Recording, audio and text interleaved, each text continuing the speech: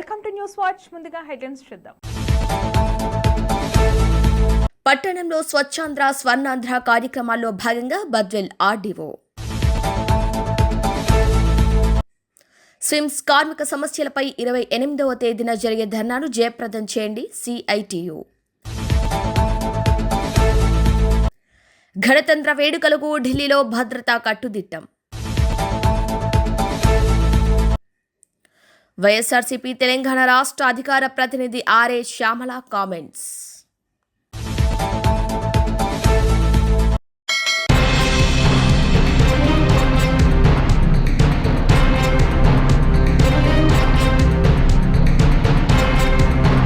National egg coordination committee chairperson Anuradha దేశాయిని ప్రత్యేకంగా విజ్ఞప్తి చేయగా పాలకుర్తి నియోజకవర్గానికి 1 టన్ ఎగ్ కార్డ్స్ వారు ఉచితంగా పంపించగా ఈరోజు వాటిని మాజీ మంత్రి ఎర్రబెల్లి దయాకర్ రావు, పాలకుర్తి సర్పంచ్ కమ్మగాని విజయ నాగన్న, టీఆర్ఎస్ మండల పార్టీ అధ్యక్షులు పసునూరి నవీన్ కుమార్తో కలిసి ప్రారంభించినట్టు తెలిపారు. వీధి వ్యాపారులకు ఉపాధి కల్పించాలనే సంకల్పంతో తనకున్న పరిచయాల మేరకు ఎన్ఈసీసీ చైర్పర్సన్ అనురాధ ఉచితంగా అందివ్వటం జరిగిందని మాజీ మంత్రి దయాకర్కి ప్రత్యేక కృతజ్ఞతలు తెలిపారు. ప్రతిరోజు ఒకరు ఒక ఎగ్ తినాలని, ప్రతిరోజు ఎగ్ తీసుకునేవారు సంపూర్ణ ఆరోగ్యంగా ఉంటారని చెప్పారు. ఎగ్ కార్డ్స్ తీసుకున్నవారు సద్వినియోగం చేసుకోవాలని కోరారు. నియోజకవర్గ ప్రజలు విజ్ఞప్తి మేరకు మరో 100 ఎగ్ కార్డ్స్ అందివ్వాలని కోరారని, రాగానే అందిస్తామని చెప్పారు.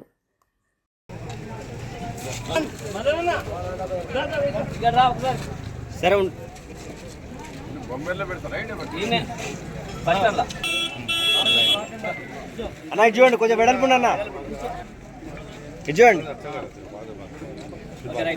చూడండి ఇటు రైట్.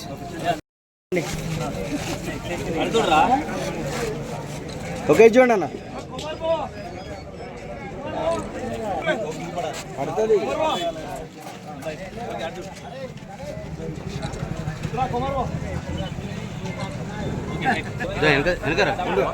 ఇది చూడండి అన్న, ఇక్కడ చూడండి.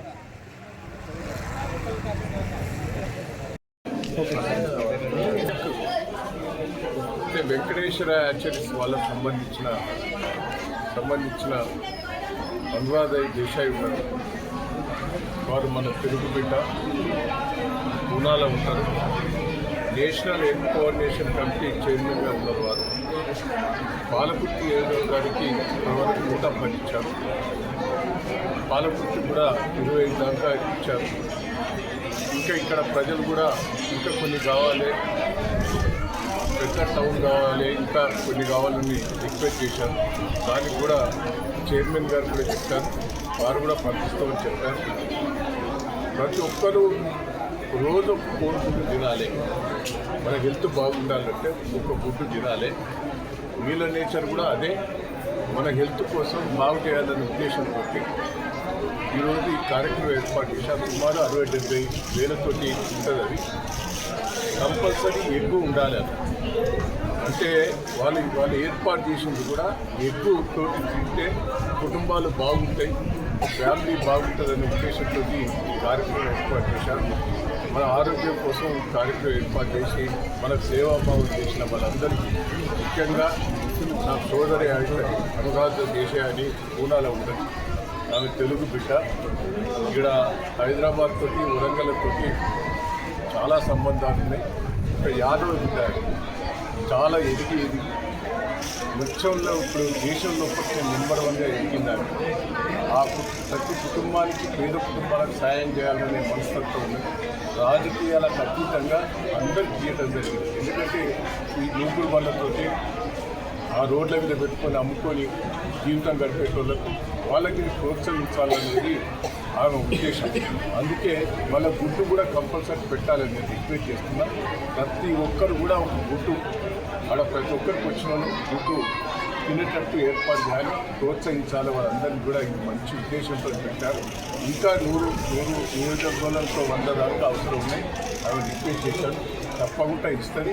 పేదోళ్ళు ఎవరన్నా ముందుకు వచ్చి దయచేసి నేను రిక్వెస్ట్ చేస్తున్నా, వాళ్ళు తీసుకున్న వాళ్ళు నడిపియాలి. దాన్ని ఇంటికాడ పెట్టుకుంటా అంటే కూడా మేము మళ్ళీ వాపసు తీసుకుంటూ అవుతుంది. ఎవరన్నా కావాలని వేరే వాళ్ళకి ఇచ్చినా మళ్ళీ వాపస్ తీసుకొని రావడం జరుగుతుంది, వాపస్ తీసుకొచ్చి పేదవాళ్ళకి గీయటం కూడా జరుగుతుంది. దయచేసి తీసుకున్న వాళ్ళు మీ వృత్తిని కాపాడుకొని మీ వృత్తి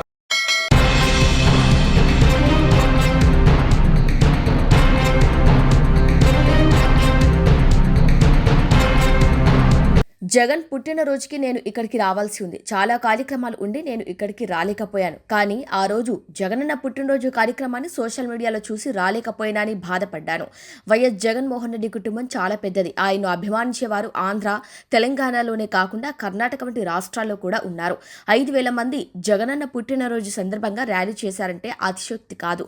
ఆ వేడుకలు కొంతమంది ఇబ్బందులు కలిగిందని, కావాలని మా కార్యకర్తలపై కేసులు పెట్టి జైలుకు పంపించుకున్నారన్నారు. జైలుకు వెళ్లిన కార్యకర్తలు ఎవరు కూడా బాధపడద్దు. మీరు అభిమానిగా ఉన్న నాయకుడిని వదిలేసి నాయకుడు కాదు జగనన్న. ఎవరెవరి మీద కేసులు పెట్టారో ఆ 9 మంది కూడా ఒంటరి కాదు. వైఎస్ జగనన్న కుటుంబం మీ వెంట ఉంటుంది. కేసులైన 9 మందికి జగనన్న అండగా ఉంటాడు అన్నారు. అందరికి నమస్కారం. ఈరోజు ఖమ్మం జిల్లా మన వైఎస్ఆర్ కాలనీకి రావడం జరిగింది. దీని వెనుక ఉన్న ముఖ్య ఉద్దేశం ఏంటంటే డిసెంబర్ 21వ తారీఖున ఆంధ్ర రాష్ట్ర మాజీ ముఖ్యమంత్రి వర్యులు శ్రీ వైఎస్ జగన్మోహన్ రెడ్డి గారి జన్మదిన వేడుకల్లో భాగంగా ఇక్కడ జగనన్న అభిమానులపై కొంతమందిపై కేసులు పెట్టడం జరిగింది, వాళ్ళని రిమాండ్ చేయడం జరిగింది. సరే, పిల్లలు ఏదో చేశారు, వాళ్ళు ఏం చేశారో దానికి సంబంధించినట్టుగా వాళ్ళపై చట్టబద్ధంగా చర్యలు తీసుకుంటే ఓకే, కానీ లేనిపోని కేసులు కూడా వాళ్ళపై పెట్టి అటెంప్టివ్ మర్డర్ కేసులు పెట్టి వాళ్ళ భవిష్యత్తును నాశనం చేసే ప్రయత్నంగా కొన్ని వ్యవహారాలు జరిగాయి ఇక్కడ. సో నేను వీళ్ళని ఒక్కసారి పలకరించి, ఇది మీ ఒక్కళ్ళకే జరుగుతున్నటువంటి కష్టం కాదు, ప్రతి చోట ఎక్కడైతే జగన్మోహన్ రెడ్డి గారు అభిమానులు ఉన్నారో వాళ్ళందరినీ కూడా ఇలాగే ఇబ్బంది పెట్టే ప్రయత్నాలు చేస్తున్నారు. సో దయచేసి మీరు కృంగిపోవద్దు, మీరేం బాధపడొద్దు అనేటువంటి ఒక ధైర్యం చెప్పడానికి నేను ఇక్కడికి రావడం జరిగింది. అలాగే ఈ సందర్భంగా ఇంకో విషయాన్ని కూడా నేను ప్రతి ఒక్కరికి చెప్పదలుచుకున్నాను. దివంగత నేత, మహానేత వైఎస్ రాజశేఖర రెడ్డి గారు కానీ, జననేత శ్రీ వైఎస్ జగన్మోహన్ రెడ్డి గారు కానీ చేసిన అపారమైన మంచి నుంచి ఆవగింజంత లబ్ధి పొందిన వాళ్ళు కూడా, ఆ లబ్ధి పొందిన వాళ్ళ దగ్గర వాళ్ళ కథల్ని విన్న వాళ్ళందరూ కూడా ఈ రోజున ప్రాంతాలతో సంబంధం లేకుండా, దేశాలతో సంబంధం లేకుండా వారి అభిమానులుగా మారిన వాళ్ళు ఎంతోమంది ఉన్నారు. ఈ అభిమాన కుటుంబం బర్త్డేలప్పుడు, వైఎస్ఆర్ గారి జయంతప్పుడు లేదా వర్ధంతప్పుడు, ఆవిర్భావ దినోత్సవాలప్పుడు, పార్టీ ఆవిర్భావ దినోత్సవాలప్పుడు వారి యొక్క అభిమానాన్ని చాటుకుంటారు వారున్న ప్రాంతాల్లో. దాన్ని నచ్చకపోతే మందలించండి, అంతేగాని పిల్లల భవిష్యత్తుపై మాత్రం మీ ఇష్టం వచ్చిన పిచ్చి గీతలు, పిచ్చిరాతలు రాయొద్దు అనేటువంటి ఒక విషయాన్ని, ఒక అభ్యర్థన చేయడానికి ఇక్కడ రావడం జరిగింది. అలాగే ఈ సందర్భంగా మరొక విషయం తెలియజేయాలనుకుంటున్నాను. ఎక్కడ వైఎస్ జగన్మోహన్ రెడ్డి గారి అభిమానులు ఉన్నా కూడా మీరు ఎంత మాత్రము కృంగిపోవద్దు, ఎంత మాత్రం అధైర్యపడద్దు. ఈ కష్టం మీ ఒక్కరికి కాదు, ఈ కష్టంలో మనందరం కలిసే ఉన్నాము. మనందరి కష్టానికి 10 రెట్లు సమాధానం చెప్పే రోజు అతి దగ్గరలోనే ఉంది. ఆ దేవుని ఆశీస్సులు, వైఎస్ఆర్ గారి ఆశీస్సులు, మీ ఆశీస్సులు అన్నీ కూడా జగన్మోహన్ రెడ్డి గారిపై ఉండాలి అని మనస్ఫూర్తిగా కోరుకుంటూ, జోహార్ వైఎస్ఆర్, జై జగనన్న.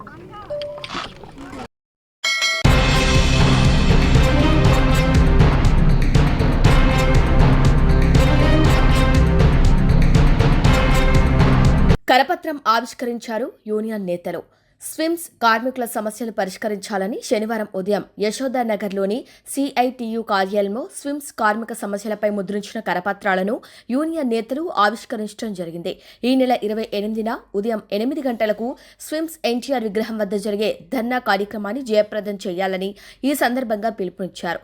కరపత్ర ఆవిష్కరణ అనంతరం సిఐటియు జిల్లా ప్రధాన కార్యదర్శి T Subrahmanyam, SVIMS working president K Venugopal మాట్లాడుతూ, గత ఏడాది జూన్లో జరిగిన కార్మికుల పోరాటం అనంతరం టీటీడీ యాజమాన్యం, స్విమ్స్ యాజమాన్యం సంయుక్తంగా 3 నెలల్లో సమస్యలు పరిష్కరిస్తామని హామీ ఇచ్చినా నేటికి ఆ హామీలు అమలు కాలేదని విమర్శించారు. గత ఏడాది ఇచ్చిన హామీలకు 7 నెలలు పూర్తి కావస్తున్నా నేటికి సమస్యలు పరిష్కారం కాకపోవడం దారుణమన్నారు. స్విమ్స్ అధికారులు టీటీడీ అధికారులపై, టీటీడీ అధికారులు స్విమ్స్ యాజమాన్యంపై బాధ్యత మోపుతూ కాలయాపన చేస్తున్నారన్నారు.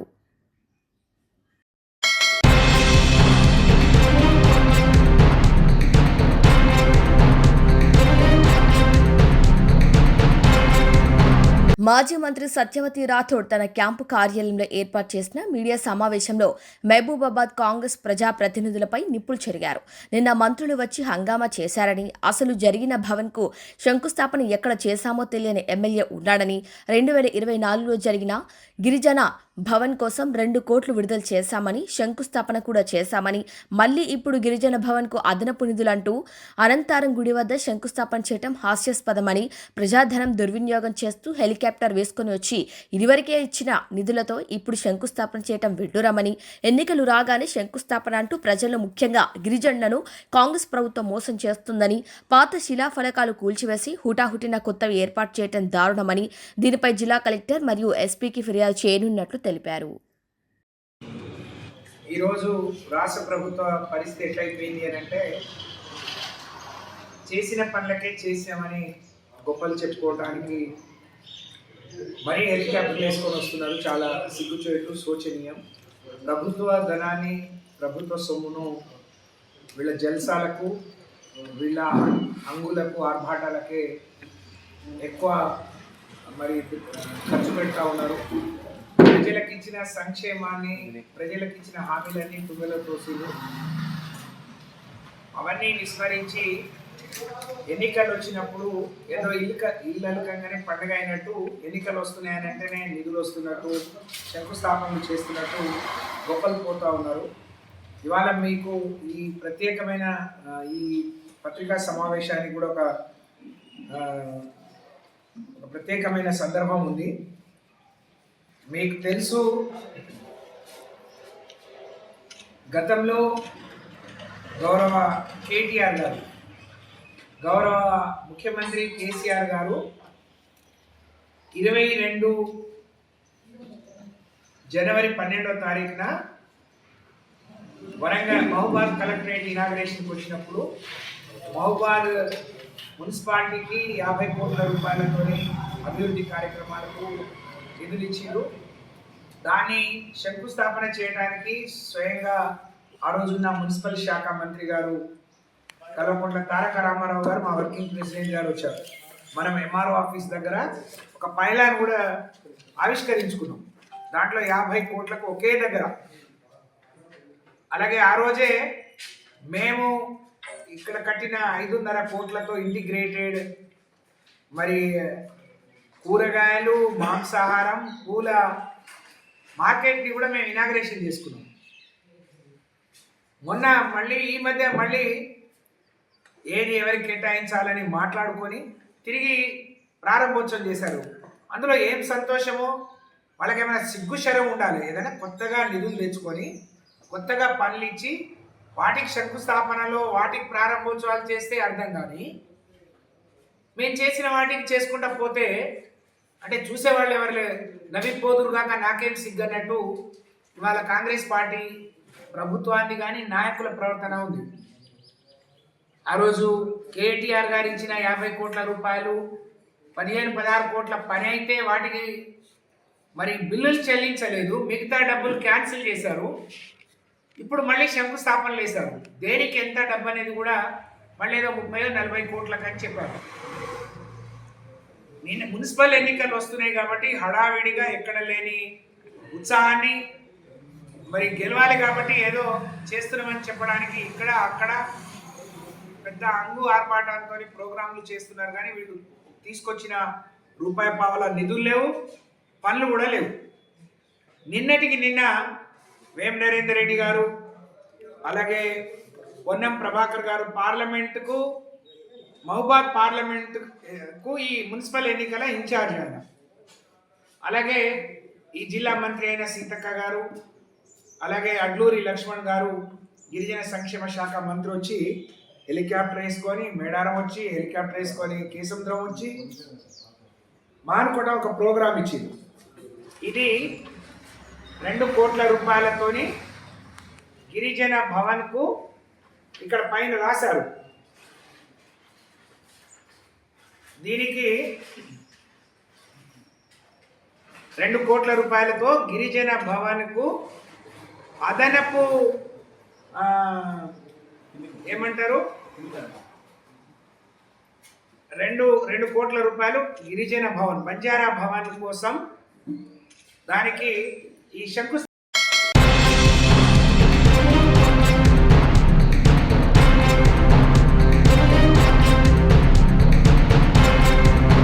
పట్టణంలోని స్వచ్ఛాంధ్ర స్వర్ణాంధ్ర కార్యక్రమంలో భాగంగా బద్వెల్ ఆర్డీఓ ఆధ్వర్యంలో అన్ని ప్రభుత్వ శాఖలకు సంబంధించిన ఉద్యోగులు మరియు టీడీపీ బద్వెల్ నియోజకవర్గ ఇన్ఛార్జ్ రితీష్ కుమార్ రెడ్డి స్థానిక బాలుర హైస్కూల్ నుంచి ర్యాలీ నిర్వహించారు.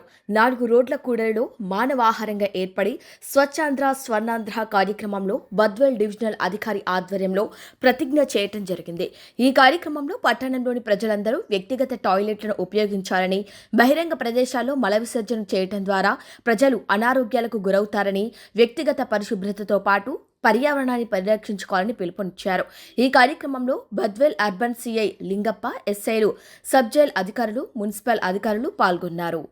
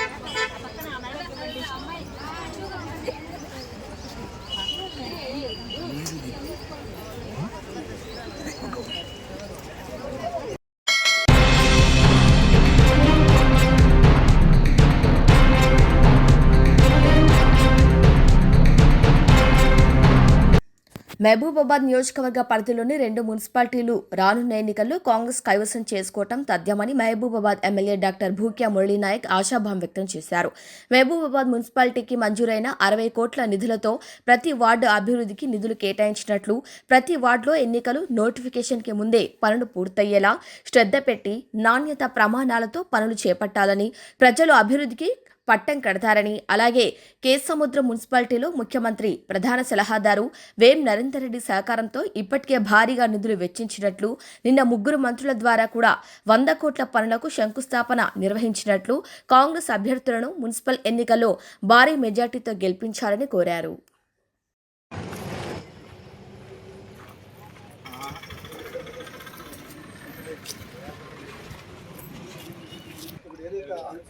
అంతు నుంచి ఇక్కడ వరకు మనం దాదాపు ఒక 20 మీటర్స్ తీసుకుంటే ఇక్కడ రౌండ్ సర్కిల్ చేస్తాం.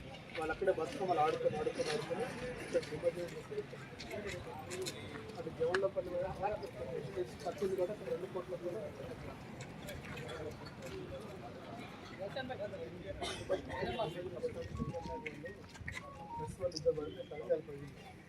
అప్పటి నుంచి ఇక అరెస్ట్ అని చెప్పేసి ఇక్కడ నిమజ్జనమే బంద్ చేసింది.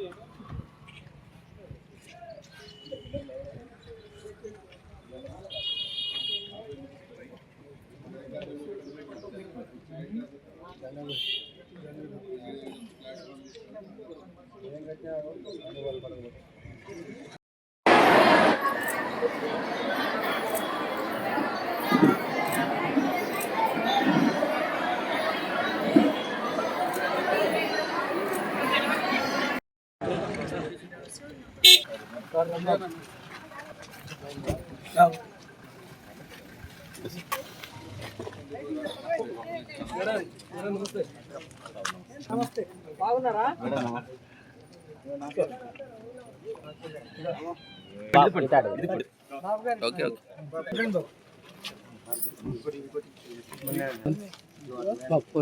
Thank you.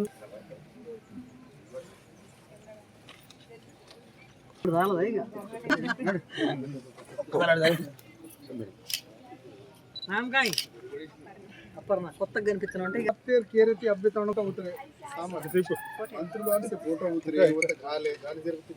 ఈరోజు చలిగా ఉండే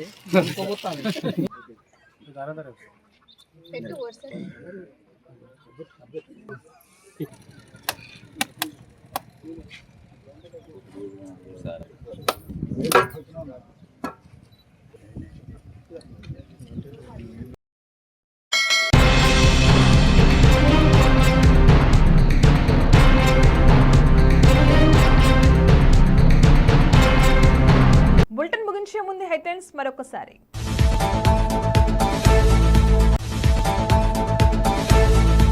పట్టణంలో స్వచ్ఛాంధ్ర స్వర్ణాంధ్ర కార్యక్రమాల్లో భాగంగా బద్వేల్ ఆర్డీఓ. స్విమ్స్ కార్మిక సమస్యలపై 28వ తేదీన జరిగే ధర్నాను జయప్రదం చేయండి సిఐటియు. గణతంత్ర వేడుకలకు ఢిల్లీలో భద్రతా కట్టుదిట్టం.